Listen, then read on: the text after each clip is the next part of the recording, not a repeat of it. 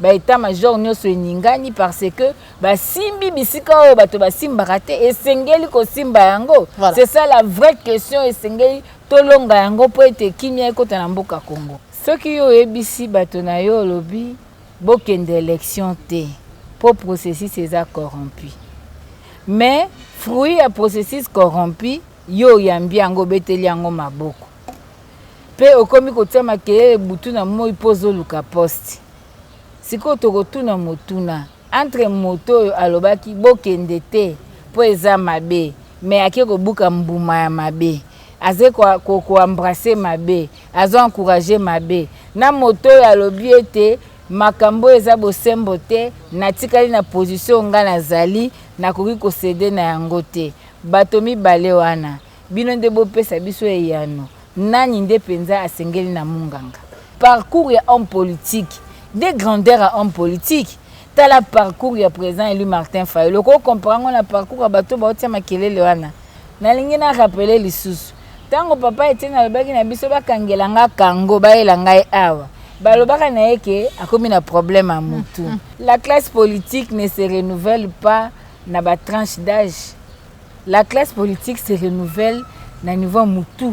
On ne renouvelle pas la classe politique pour balongoli pépé à 73 ans, baye na moi à 43 ans. Non, ce n'est pas ça. Le problème est à Congo, et ça une crise ya premier ministre était. Mais le problème est à Congo, et ça le problème y a illégitimité à ba institution na ba dirigeant nango.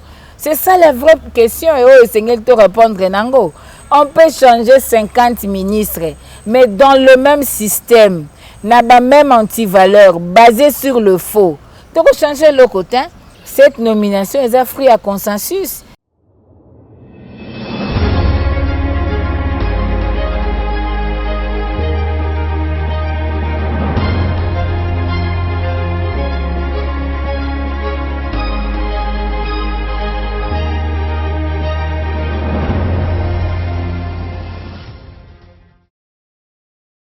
Vous allez belé bande kwalandi ya Plus Clair Télévision, la chaîne de vérité, la chaîne qui vous informe à temps réel. Mbote na bino bipagnon so bozwami na ebiete vous allez belé ba ebuzuli baku ya kokota biso na banda kuna bino pe ko la émission vérité de tous côtés. O nazali kokota la banda kuna bino na numéro ya sika ulengi na koloba na mwana mboka Chantal Moboni azali bongo communicatrice ya Lamuka azali pe bongo chargée ya communication ya ECD ya président Martin Fayulu Madidi. O tu ko vraiment likanisi na ye ba réaction ko sala vraiment ébélé juste après conférence il y a mon amboka président Eli Martin Fayulu tadisaki na ba kongomani maébélé ezali koleka na mboka na biso mais surtout oyo kolebisa lelo et boti vraiment ba congolais mususu belé ba loba o ba koloba na kombo na ye ezali bongo mai Rwanda zali ko sala na mboka na biso pa wa patalisaki wa ete Rwanda zali ko diriger mboka na biso to ko bela pe sous sortie ya premier ministre les autres allez déjà na premier ministre ya sika toyeba solo sur identité na ye politique na ye ezali nini sans plus tarder na kopesa mbote na maman Chantal Moboni. Bonjour mbote ndeko Joël, mbote na bana Congo bisika nyonso ezoni bino. Maman Chantal, vous allez charger la communication à ECD. Bande comme sous balobi maman Joël et pessibiso passe makasi, ba mususu ba couper salongo na président Eli Martin Fayulu pour na mayauti ko dénoncer pe ko révéler te Rwanda zali ko kamamboka na biso na simana yango Vincent Karega a traité président Martin Fayulu et sengeli ke de ko soin pour être azali na problème na moto réaction na. Merci merci ndeko Joël nakanisi bana Congo babungi te mabe oyo Rwanda asali na mboka Congo démocratique. Soki tokotala malamu de 1993 à 2003 tomoni ndenge nini bapaya batie trouble na mboka na biso. Soki tokozwa de 97 ti tokeba 2003 2004 okoyeba boni ba rapport à Nations Unies etalisi agression rwandaise na mboka ya Congo démocratique. Ce qui otali na nyonso wana ozali komona na polele ete mboka na biso ekomi na insécurité ya makasi oyo ekoki ko permettre développement durable te. Ce qui otali uto afidele ya eko bongwa ma PPRD eko bongwa ma FCC cash eko bongwa ma FCC cash bis okomona que ya solo penza ezala na niveau ya défense et sécurité ezala na niveau ya institution ya mboka ezali penza likambo ya kobombama te ete tozali na bato oyo pe balongo bani te kozala na kati ya institution wana. Donc soki mwana mboka le président élu Martin Fayulu Madidi atali lolenge mboka kotambola atali liboso basala union soi-disant sacré na bango délégation ya Congo oyo etindami na Rwanda liboso po baya kolobela mamba union sacrée. Tango kotala une forte délégation rwandaise na Congo pona koya ko précéder makambo kino ko mema biso na bureau provisoire oyo tobengi bureau d'âge qui ne ko ratifier traité international. Ozali omoko komona mais ce qui te se rappeler pe na mikolo elekaki je crois ils le 30 mai 2020 tout le monde qui peine de Kabunda tweetaki alobi Rwanda eza ko diriger Congo par des personnes interposées. Omoni ezali likambo te oyo bato oyo bakoki koloba président Fayulu mabe soki asali nini te ezali nde likambo ya koyeba histoire ya mboka na ye kotala réalité oyo ezosalema.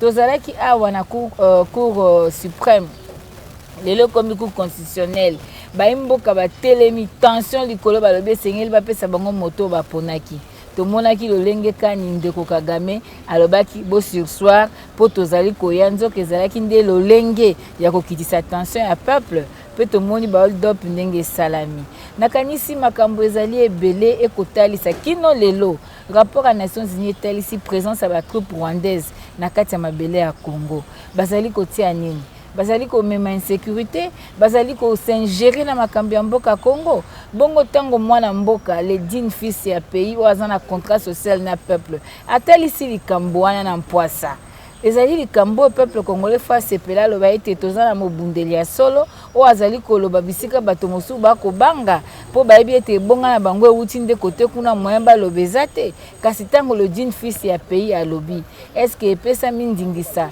na ambassadeur mboka songolo aya ko répondre d'une fils à pays en tout cas esengeli patriotisme na civisme congolais nyonso esengeli ya telemela likambo wana et d'ailleurs intervention na ye pona ko s'ingérer na affaire interne ya mboka Congo ya ba congolais intervention na ye wana pona koya ko s'ingérer na makambo etali souveraineté ya peuple congolais ezali pe une preuve de plus ko talisa ete makambo tata mokonzi alobaki eza makambo ya kokosa te donc biso tokoki kondima ngo soki mokete en qualité d'équipe parce que soko aza ambassadeur aza na devoir de réserve ayebi bakano diplomatique esalemaka ndenge nini mais akoki kozala wana te lokola akomi chargé de mission to porte-parole ya bandeko bazali na pouvoir bazui contre volonté ya peuple abanda ko répondre le président élu par le peuple congolais. Ça nous ne sommes pas d'accord.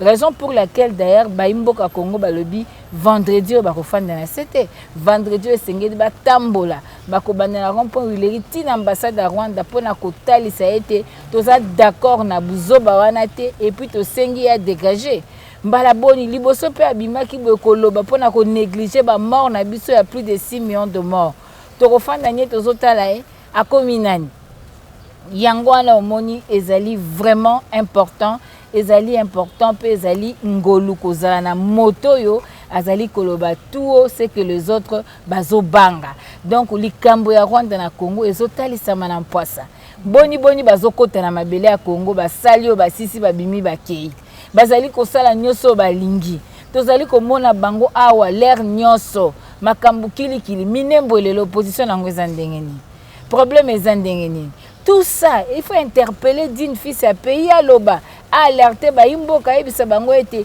tala eza likambo boye bongo tango Jean-Marc Kabunda alobelaki yango ezalaki problème te parce que le président ya peuple alobi yango nde eza problème c'est un devoir citoyen c'est un devoir sacré c'est un devoir normal oyo ya peuple congolais amoni mbilinga na mboka na pe a dénoncer ba msusu ba koloba eti Vincent Karega sala ka réplique parce que kombo ya mboka na ye etangamaki pour président Martin Fayulu ce jour-là vraiment na pon conférence de presse na ye ataka qui voit même ambassadeur ya Rwanda ya États-Unis en mer. Quoi attaquer ça veut dire quoi? Respect diplomatique respect nini okosenga na moto azo respecter ba mboka congolais. Tant moto azo défier, azo ko négliger 6 millions de morts congolais, azo mérité respect ba congolais. Tant moto azali ko sala guerre en plein centre-ville na Kisangani, agression Rwanda Uganda, baza ko bebisa ko boma ko panza, nkite ya mboka Congo ba koti na territoire étranger, mboka ya bango te ba ko sala buzoba, bazo respecter peuple congolais. Tango bazwi ba soda na bango lokola rapport à Nations Unies lobi ke ba ye ko tia bango na Congo, est-ce que ba respecter peuple congolais?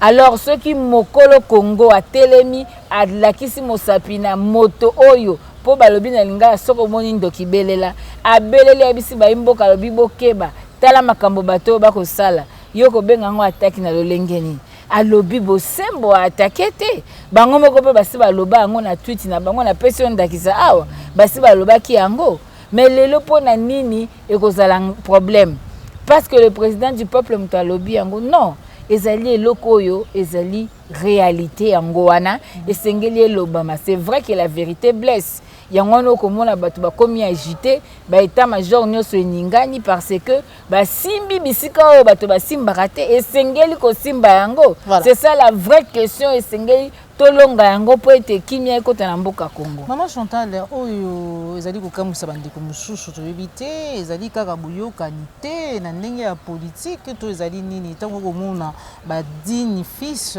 toloba bongo bao babundaki lobi bao batelemelaki Rwanda lobi ndeko Franck Diongo oyo atindi ndeko na ye Martin Fayulu ete yake ndeko kota hôpital po ete azali na problème ya mutu po alobi ete Rwanda mutu ekokamba mboka na biso ezali kaka kanyaka ezali travailler pour l'occupation tu ezali nango kaka makambo pe kaka interne pour bien te ezali biso entre biso na biso to ko traiter yango donc il est pas répliqué. Bon moni ezali problème que ba politiciens congolais baza tellement na souci à ba poste na ba pouvoir que raison na bango bando comme infecté yango comme na transhumance ekomi venin makasi na kati ya politique congolaise.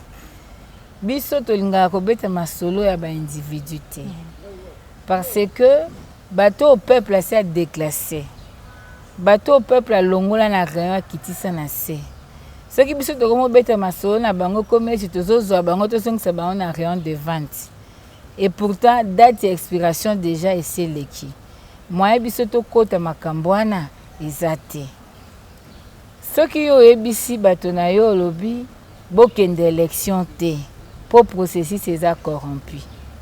Mais fruit à processus corrompu, yo yambi ango beteli ango maboko. Pe okomi kotia makele butu na mo ipozo luka poste. Siko tokotuna motuna entre moto alobaki bokende te po eza mabe, mais ake ko buka mbuma ya mabe. Aze ko embrasser mabe, azo encourager mabe. Na moto alobi ete makambo eza bosembo te natikali na position nga nazali nakoki kosede na yango te bato mibale wana bino nde bopesa biso eyano nani nde penza asengeli na munganga bino bopesa biso eyano parce que moto akoloba ke ngai makambo ya lokuta tokokota ngo kutu te c'est inutile tokota ngo te eza trop bas pourtant président Martin Fayulu abandi politique. Tant que président Martin Fayulu azana papa Etienne Tshisekedi na conférence nationale tout na bango na 1990 bazaki wapi bazaki kosala nini faut tout na bango tango président Martin Fayulu asali akena au conseil de la République akena au conseil parlement de transition pe na lingi na yebisa peuple congolais fayeba le président élu azaki na conférence nationale mais atikala kozwa perdiem te aboya kozwa perdiem peuple congolais fayeba genre a leader o azali aza perdiem na conférence te aboya yango pona nini parce que aza na souci ya mboka mais tuna bato bakoloba rebele l'air wana bazaki wapi azalaki déjà député na au conseil parlement de transition bango bazalaki wapi il faut que luka koyeba bango bien bon motango babeti masolo ya FDD masolo ya union sacrée ba memani baketi epa papa Etienne Tshisekedi pona koloba ete bakota IDPS na union sacrée bato wana bazalaki wapi donc isengeli to ba histoire ya mboka tolingi te to bandoza kaka na ba agitateur politique o bakoko ya balobi esili balobi peuple congolais azoba te il faut toyebaka histoire en mboka. Peuple sans histoire aza peuple sans repère. Il faut toyebaka histoire en mboka na biso. Histoire nini, parcours ya homme politique, des grandeurs à homme politique. T'as la parcours ya président élu Martin Fayulu. Ko comprendre na parcours ya bato ba otia makelele wana. S'il vous plaît.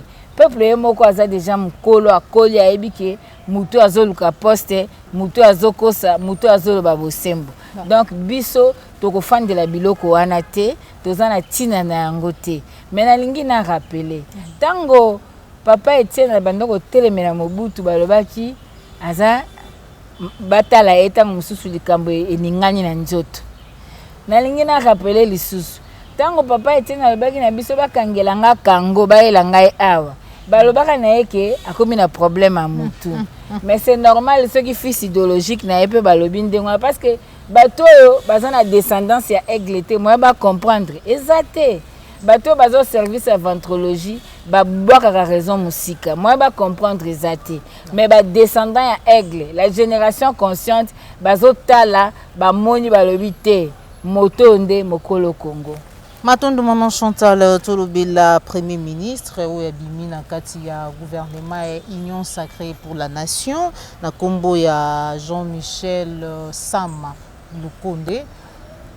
Ebele ya Congolais bazali koloba ba ko douter na nationalité ba Maman Joël bolukela biso to fouiner to yeba to boyi to tomber na oyeleka ki dans le passé kaka ba katange mutu ba yela ka biso moyi ba yela ka biso ba ki na biso salaki katange mais après ba Congolais ba yeko yeba identité na ye o biso to yebi lelo mais lelo ba ko bisa biso ba biki note azali Congolais ba musu ba biki no 50%. Mais surtout position politique na ye lobina Kabila bat musu ba biazana Katumbi to moni pe ba photo lisusu bimi na papa Etienne Tshisekedi Maman Chantal en tant que molobeli ya mboka en tant que résistante patriote point de vue na ye.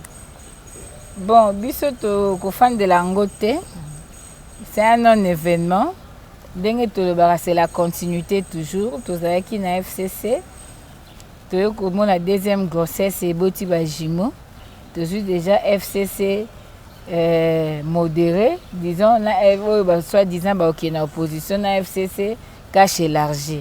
Donc, des jumeaux en a grossesse et boti. Alors, c'est toujours dans la continuité du système, hein?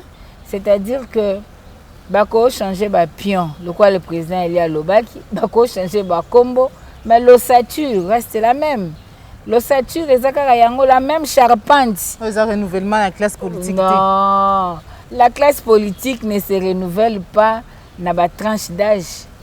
La classe politique se renouvelle dans le niveau moutou. Vous comprenez? Bakogolo babalongoli muta 60 ans, à 40 ans, on n'a rien fait. Nous sommes dans le même système, la même charpente, la même ossature. Mais ceux qui balobi renouvellement de la classe politique, c'est-à-dire to longo na classe à anti-valeur, to koti na classe à valeur. To longwe na perdiction to zongi na ba fondamentaux ya développement, la légitimité, la vérité des urnes. To zongi na lutte contre la corruption, la bonne gouvernance. To zongi na état de droit. Wanande nous renouvelons la classe politique. Pour la mon erreur, les amis, on ne renouvelle pas la classe politique pour balongoli pépé à 73 ans, baena moi à 43 ans. Non. Ce n'est pas ça. C'est la jeunesse, c'est l'état d'esprit. Mais quand c'est le gouvernement, cette fois-ci, d'esprit. Kamba, mais pour payer le Kamba, ça qui Kamba gouvernement, na c'est à vision, il y a, je sais pas autorité morale, mais cette fois-ci, union sacrée, na vision à Mukundambuka. S'il vous plaît, dans la zone Sabine, à tout peinture na voiture, au changer le côté, à tout plaquer manzaka. Et c'est un mikolo po manzaka wana placage koya ozonga kana ya naturel. Ato tie vernis na manzaka. Soko longoli vernis te vernis moko bandolonga. Po ebiso ki nazaka na temps moko kaka bien réduit. Donc pour dire que le problème à renouvellement classe politique ezali problème ya HT, eza état d'esprit. C'est-à-dire nous renouvelons la classe politique en quittant les antivaleurs vers les valeurs. C'est ça le renouvellement au Congo et l'Indiango. Mais dis-moi, est-ce que problème il y a Congo, ezali les changements d'hommes? Est-ce que ezali crise il y a premier ministre? Non. Le problème il y a Congo, ezali crise il y a premier ministre était. Mais le problème ya Congo ezali problème ya illégitimité ya ba institution na ba dirigeant nango. C'est ça la vraie question et oh Seigneur te répondre nango. On peut changer 50 ministres mais dans le même système, na ba même antivaleur basé sur le faux. Donc changer le côté, c'est que nous vivons Pepe Ilunga, Bolobi Olobi qui est sous l'autorité morale. Mais c'est vrai parce qu'il y a Outa qui n'a deal. Deal qui n'a mariage à 2 personnes, il fallait qu'elle la respecter. C'est normal. Mais c'est quoi? Au fait, tout ça c'est la conséquence. Il y a illégitimité. Parce que tant illégitimité dans l'amboka, il y a un écrit à Kasikoyo, bah problème wana. Au monde insouciance sociale, aux hommes la batu balingi ba s'imposer, ba réinstaller dictature, pour bazo linga batu ba avaler bango par la force, aux hommes la batu ba komi ko sala ba makambo ndire propagande, et pourtant sengela qui est ça la mana ba devoir normal il y a l'état envers le peuple. Donc pour comment la batu na 300 bis à Transco ba bloquer nzela mobimba, embouteillage et tondi mboka. Namboka 2345 000 km², infrastructure, il y a malongé zalité, mais pour na 300 bis c'est comme chantage. Pourquoi? C'est le fruit, il y a hold-up électoral. Mais si on a des dirigeants, oh bah outil na peuple, oh bah ça na vision wana et se transformer en programme de gouvernance, oh gouvernement et kosale la yango, oh comment on a que makambo ko banda ko se découler de soi-même. Donc pour na koloba kendeko changer le Premier ministre, ce n'est pas ça le problème à Congo. Diagnostic à Congo est salami bien en préambule la constitution, la crise récurrente et ça d'une illégitimité. Et quelque chose qui est assis sur le faux et qui est dans la moussicate. Tout ça, l'élection à Sikate, mais bolobi comme la majorité à Sika. En violant la constitution, bobo adopter bana. Banana ba komi na ndako ba ngi ba réclamer droit bolobi te fo ba papa na bino ba pe autorisation. Mais là ba adopter ki bango botuna ki avia ba parenté. Donc pour dire que awa makamna biso au premier ministre on n'y sait rien. On a déplacé les pions, le système reste le même et ezali makambo moko kaka eza mise en scène. Et il faut savoir que cette nomination est fruit à consensus. Il y a FCC Nakash. Comment ça? Oh, le lobe a créé FCC Cash élargi. Donc, pour te dire que Bisso, tu as besoin. Le ministre Abimisuka na FCC Cash sous les unions sacrées. Mais tu combien d'unions sacrées? L'union sacrée, Zani. Si le lobe a tout incapable de l'accepter, c'est quoi l'union sacrée? Bas incapable. Donc, na ba ba kenaki mbangu ba moni sukali sopani ba fourmi nyonso ba ye po ba lia sukali. Ba comme déjà kozonga mulongo. Ba mosusu ye moko moi te na ba réseaux sociaux ba mosusu ba komi ko beta. Donc beaucoup moluka identité à mutu. Beaucoup moluka outi na parti nini. Est-ce que dans un pays sérieux makambane rosa oyoki balobi outi na a ukuna a lobi te to yebi to yoki balobi outi na b lobi te. Est-ce que na pays sérieux oyo bazo respecter souveraineté à peuple makambane ko salem et ça na Congo. Mais pour nous ce n'est pas un événement bakori ko changer ata ba ko za moi na 25 ans ata moi na 20 ans balobi te to séduire jeunesse ba mona ki to tie jeune. Non, la jeunesse doit comprendre être jeune c'est un état d'esprit.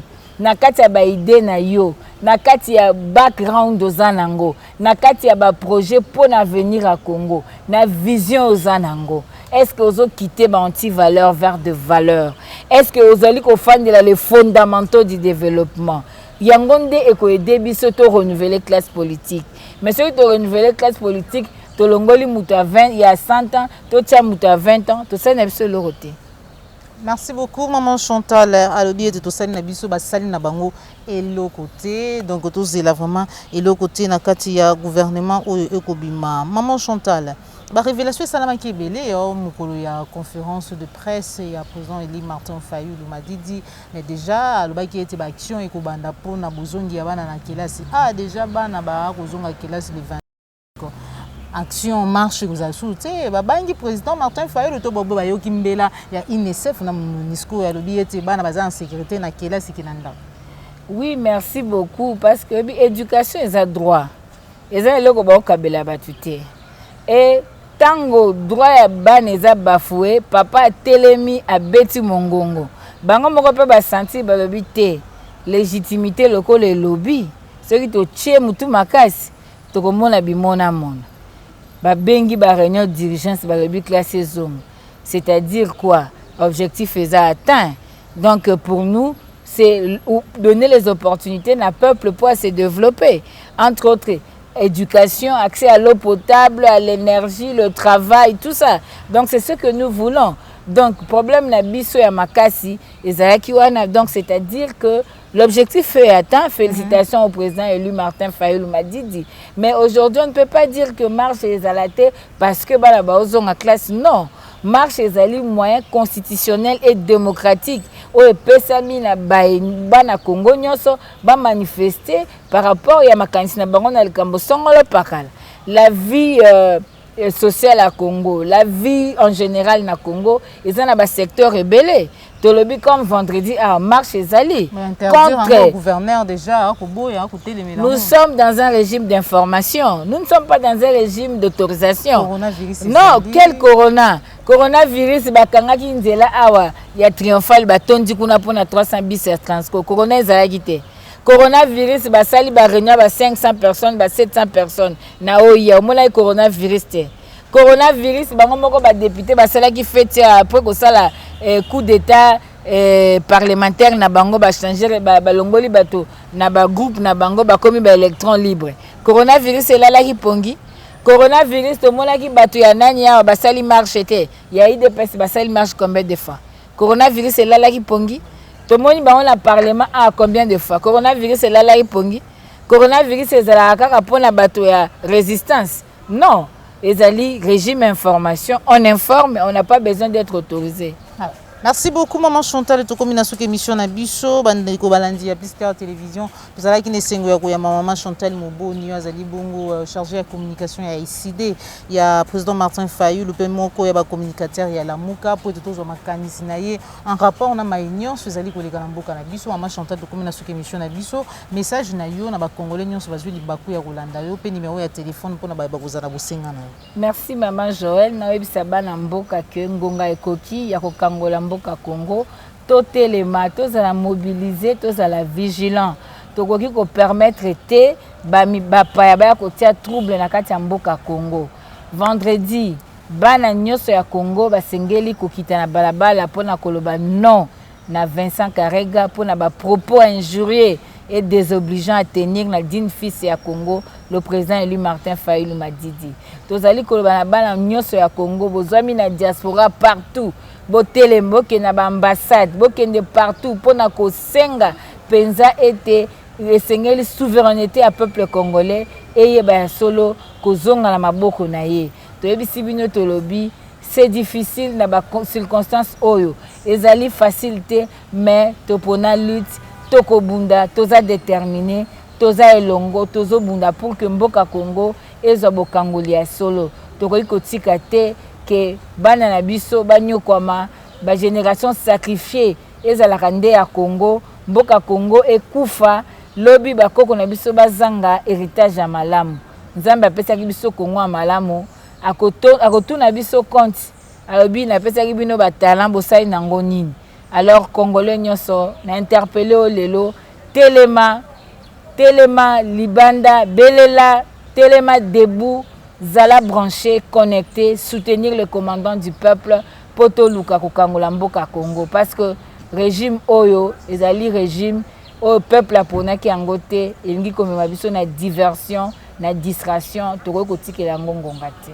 Numéro de téléphone Maman Chantal plus 243 9048 705 plus 243 9048 705 tobengana pona kosolola maimboka kosolola makamba malamu mais ba menace te ba attaque personnelle te ezana tina moko te. Matono maman Chantal pona ko répondre à l'invitation na biso matono na ba congolais nyonso ba eboko tsaki biso na bandako na bino matondo na popola yombo zoma kisima caméra na cordon puis mafiku sans oublier Christian Bopate depuis Paris, Jean West Mbembe. On se retrouve pour un prochain numéro sur ko sepela ki na émission partager, liker, sur les animes bala liboso Olanda biso s'abonner na kati ya la chaîne de vérité. Au revoir.